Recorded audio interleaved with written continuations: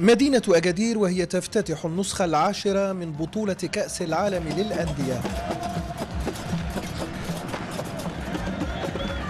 لوحات من التراث الشعبي المغربي ومؤازرة مطلقة لفريق الرجاء البيضاوي.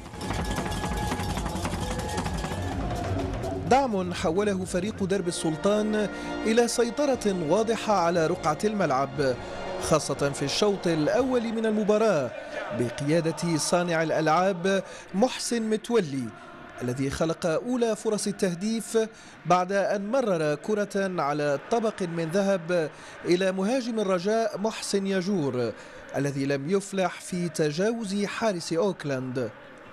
حظ عاثر سرعان ما تجاوزه ياجور عندما تمكن من هز شباك الفريق النيوزيلندي في الدقيقة 39، لكن جمهور الرجاء كان على موعد مع شوط ثان حمل كثيرا من الإثارة، أفرزها هدف التعادل الذي سجله مهاجم أوكلاند روي كريشنا في الدقيقة 63.